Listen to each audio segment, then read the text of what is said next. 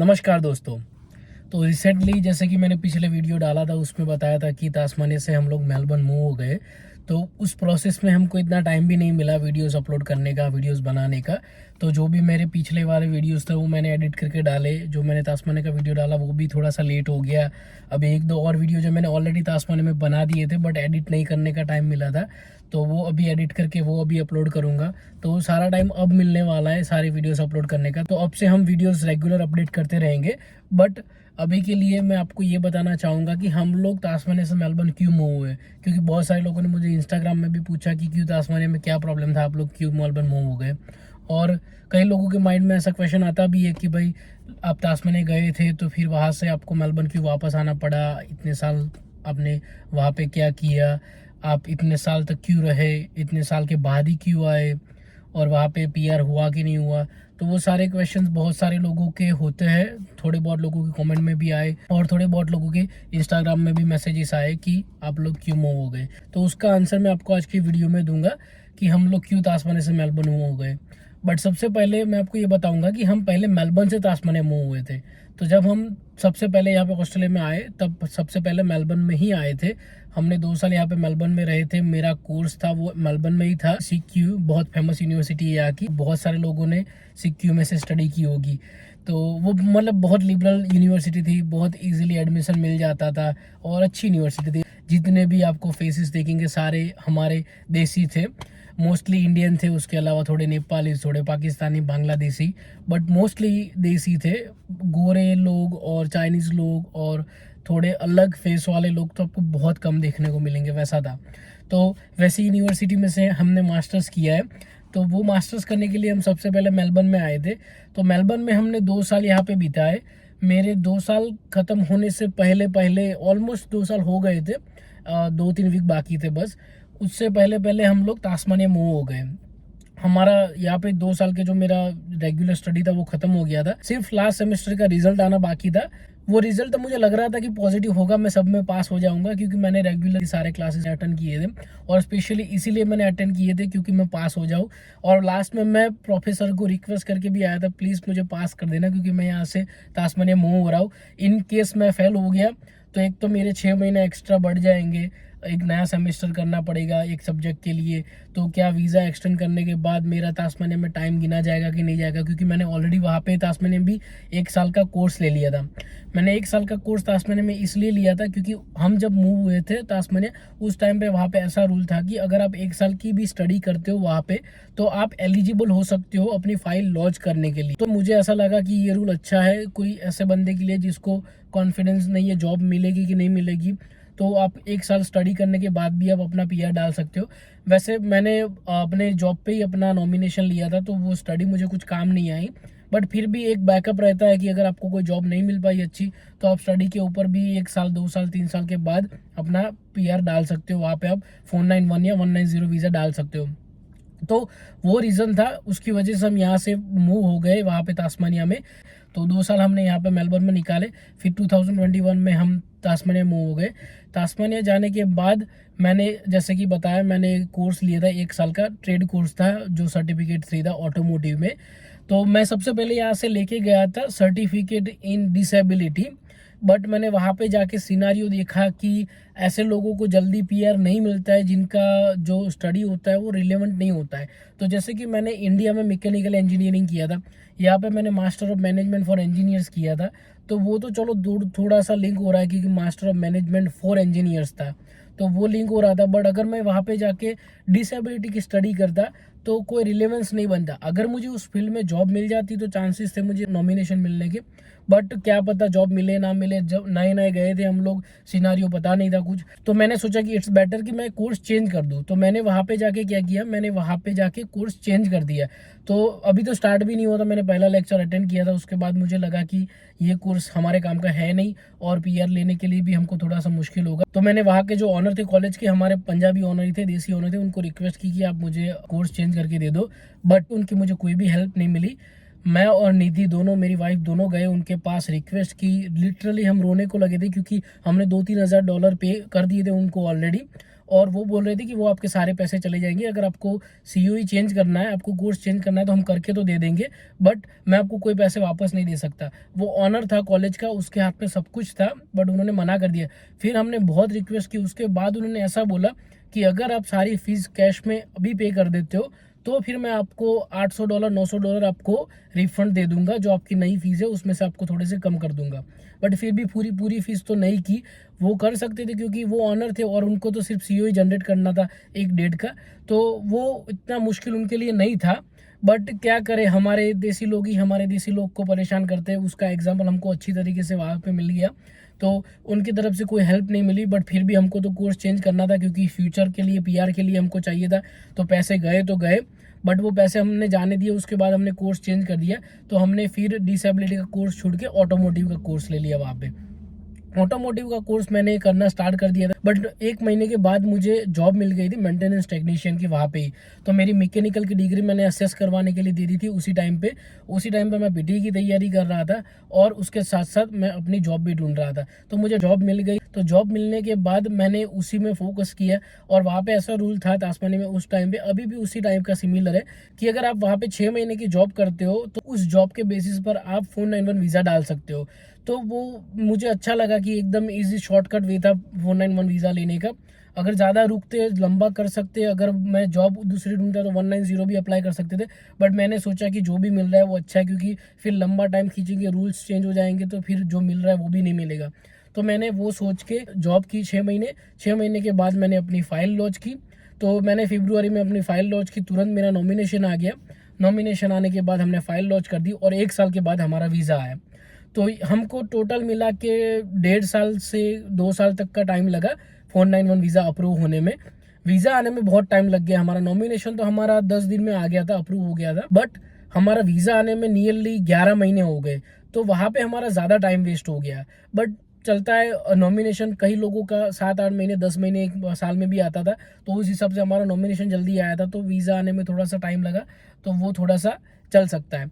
तो हमारा वीज़ा तो आ गया था 1.5 साल में, बट फिर हमको इंडिया भी जाना था और मैं जहाँ पे जॉब करता था वहाँ पे मुझे चांसेस थे कि फ्यूचर अपॉर्चुनिटी मिल सकती थी अच्छी पोजीशन के लिए, क्योंकि मेरे जो जनरल मैनेजर थे और CEO था उसने मुझे बताया कि भाई अगर आप यहाँ पे 1 आध साल और करते हो तो ये पोजीशन आपको मिलने के चांसेस है। तो उसकी वजह से हम रुक गए। हमने सोचा कि कहीं और मूव होके भी क्या करना है, क्योंकि वहाँ पे ट्रेंड था तास्मानिया में कि जिसका भी वीज़ा आ जाता था 491 190 कोई भी वीज़ा, वो लोग 1-2 महीने 6 महीने में मैक्सिमम मूव हो जाते थे वहाँ से। जिसका 491 आया है वो जाता था कोई जिलोंग, कोई जाता था एडिलेड, कोई जाता था पर्थ, कोई जाता था सिडनी के रीजनल में। जिसका 190 आया वो सिडनी या मेलबर्न डायरेक्टली आ जाता था। तो उस तरीके से वहाँ पे ट्रेंड था सब लोगों का मूव हो जाने का। बट हमने सोचा कि थोड़ा सा और हम टाइम स्पेंड कर देते हैं यहाँ पे, देखते हैं कि जॉब में क्या प्रोग्रेस होता है। अगर जॉब में अच्छी अपॉर्चुनिटी मिल रही है तो यहाँ पे थोड़ा सा एक्सपीरियंस लेके जाएंगे। तो उसकी वजह से हम वहाँ पे रुक गए। वहाँ पे हमने 1 और साल स्पेंड कर दिया वो जॉब के चक्कर में। तो 1.5 साल हमारा वीज़ा पे हो गया 491 पे। तो उसके बाद हमको लगा कि अब मूव होना इज़ बेटर ऑप्शन, क्योंकि फ्यूचर अपॉर्चुनिटी वहाँ पे इतनी दिख नहीं रही थी जॉब पे। और जो जनरल मैनेजर था उसने भी मुझे एक और पोजीशन ऑलरेडी ऑफ़र की थी, बट वो किसी और के अंडर थी। जो गोरा बॉस था वो थोड़ा सा रेसिस्ट टाइप था, तो मैंने सोचा कि उसके अंडर काम करने में मज़ा नहीं आएगा। तो उसकी वजह से मैंने वो जॉब के लिए मना कर दिया। जो मैं कर रहा था वो जॉब तो मेरे पास थी, बट उससे मैं सेटिस्फाइड नहीं था। तो मैंने सोचा कि अब हम लेते हैं नया स्टेप, मूव होते हैं यहाँ से, क्योंकि आज नहीं तो कल हमको वहाँ से मूव होना ही था। मूव क्यों होना था वहाँ से, उसका रीज़न ये है कि तास्मानिया, जैसे कि मैंने बहुत सारी वीडियोस में बताया, एक छोटा सा आइलैंड है। तो सबसे पहले कि उसकी कोई कनेक्टिविटी नहीं है किसी स्टेट से।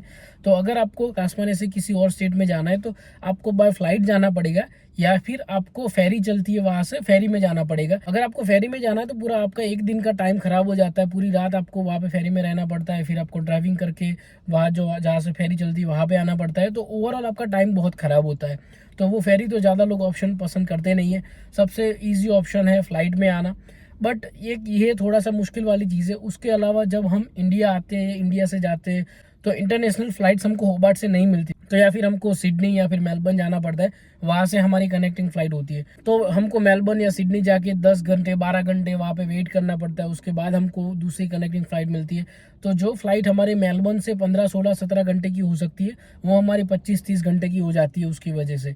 और सबसे बड़ा प्रॉब्लम ये है कि जब हमारे पेरेंट्स यहाँ पे आएंगे, वो हम तास्मान में रह रहे होंगे, तो उनको बहुत मुश्किल हो सकता है। एक तो क्योंकि उनकी इंग्लिश अच्छी होगी नहीं उतनी, और इंटरनेशनल एयरपोर्ट से उनको डोमेस्टिक एयरपोर्ट में चेंज करना है। पढ़े लिखे लोग भी मुश्किल में पड़ जाते हैं जब एयरपोर्ट चेंज करना आता है, तो वो उनको तो बहुत मुश्किल हो सकता है। तो उनको अगर इंडिया से यहाँ पे होबार्ट आना है, तो हमको यहाँ पे मेलबर्न उनको लेने आना पड़ेगा, ड्रॉप करने आना पड़ेगा, वो सारी चीज़ें थी। उसके अलावा आपके किड्स हो तो उनका फ्यूचर ग्रोथ भी यहाँ पे मेलबर्न में ज़्यादा है, क्योंकि यहाँ पे ऑप्शंस बहुत सारे हैं। और उसके अलावा सबसे बड़ा ये प्रॉब्लम था कि वहाँ का वेदर थोड़ा सा ज़्यादा ठंडा है। यहाँ पे भी इतना, मेलबर्न में भी ऐसा नहीं बोल सकते कि यहाँ पे हमारे इंडिया जैसा वेदर है, बहुत गर्मी पड़ती है, बट वेदर अच्छा है। जैसे आज के दिन का मैं आपको बताऊँ, तो वहाँ पे हम होबार्ट में रहते थे, वहाँ से पास में एक माउंटेन है, उसके ऊपर स्नो गिरी हुई है, तो उसकी वजह से बहुत ठंड होगी वहाँ पे, माइनस में टेम्परेचर हो सकता है आज उसके आसपास के एरिया में। बट यहाँ पे बहुत अच्छा वेदर है, विंडी है, उसके नज़दीक है, तास्मानी से हम लोग इतना दूर भी नहीं है मेलबर्न, तो थोड़ा सा विंडी है, थोड़ा सा कोल्ड वेदर है। बट अभी जैसे दोपहर का टाइम है, तो अभी धूप निकली हुई है, और गाड़ी में आपको ऊपर से गर्मी लगती है, आपको एसी स्टार्ट करना पड़ेगा थोड़ी देर के लिए, तो उससे तो अच्छा वेदर है। तो एक ये रीज़न था वहाँ से मूव होने का कि वहाँ का वेदर अच्छा नहीं है। उसके अलावा एक रीज़न ये है कि फ्यूचर अपॉर्चुनिटीज़ यहाँ पे मेलबर्न में ज़्यादा मिल सकती है, क्योंकि मेलबर्न बड़ा है। तो अगर मुझे या मेरी वाइफ को किसी को भी यहाँ पे जॉब ढूंढनी है, तो पूरा मेलबर्न का एरिया है जहाँ पे हम जॉब ढूंढ सकते हैं। बट एक बार और समझने जैसे कि आप पूरे मेलबर्न में जॉब नहीं ढूंढ सकते, क्योंकि मेलबर्न का एरिया 80-90 किलोमीटर 100 किलोमीटर के आसपास का है।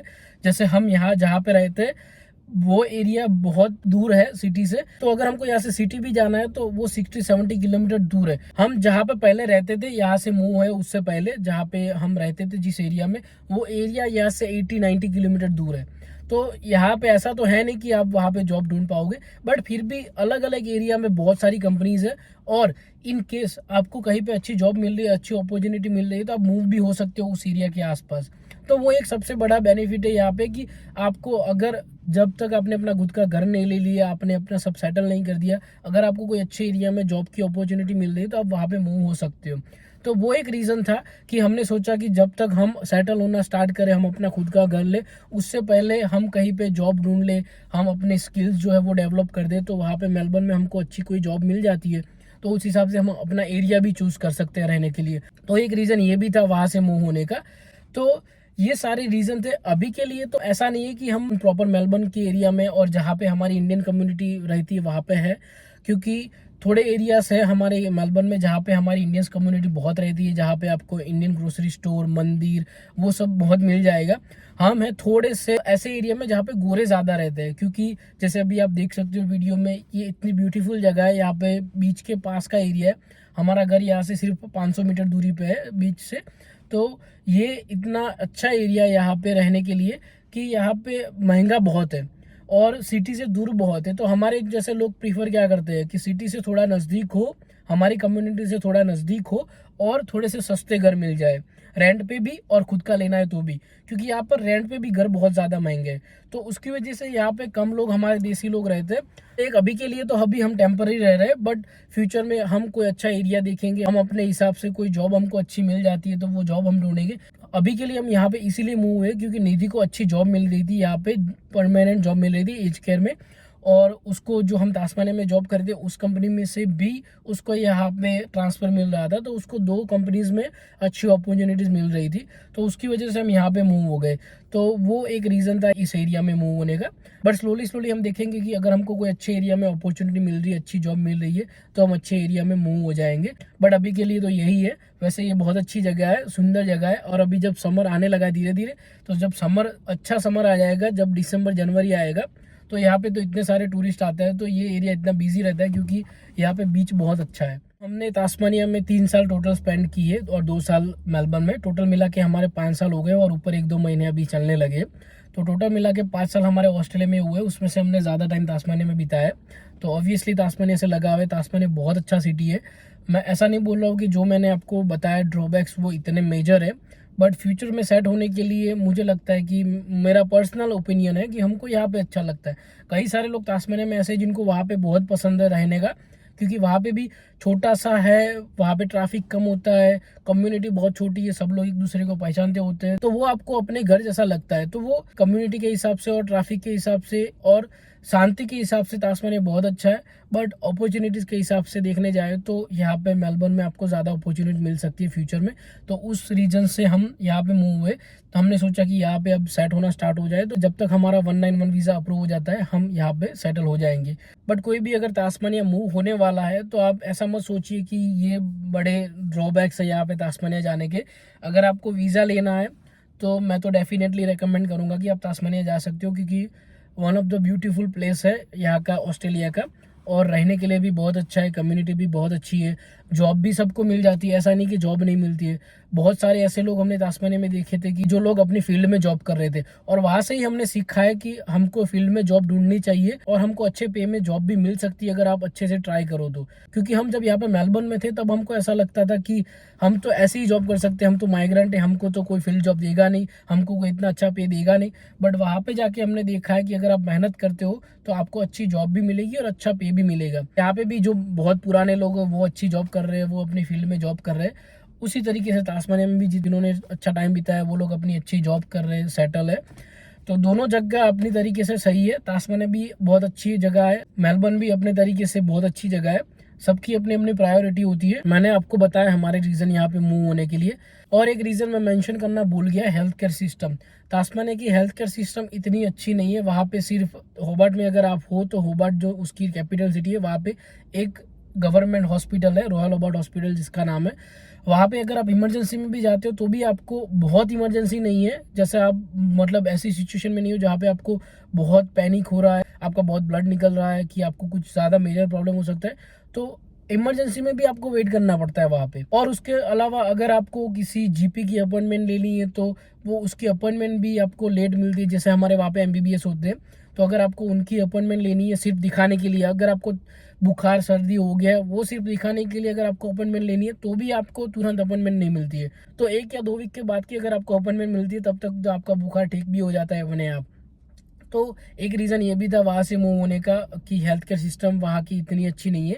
अगर किसी को कुछ मेजर हो जाता है तास्मानिया में तो उन लोगों को हेलीकॉप्टर से यहाँ पे मेलबर्न में मूव करते हैं। अगर किसी की कोई मेजर सर्जरी हो या किसी को एक्सीडेंट हो गया, अर्जेंट में कोई बड़ी सर्जरी करनी हो, तो उनको हेलीकॉप्टर से यहाँ पे मेलबर्न लाया जाता है। तो वहाँ पे इतनी अच्छी हेल्थ केयर सिस्टम नहीं है। तो ये सारे हमारे रीज़न थे तास्मानिया से मेलबर्न मूव होने के। बट जैसे कि मैंने बताया बहुत सारी बार कि सबके अपने अपने रीज़न हो सकते हैं कहीं पे मूव होने के लिए।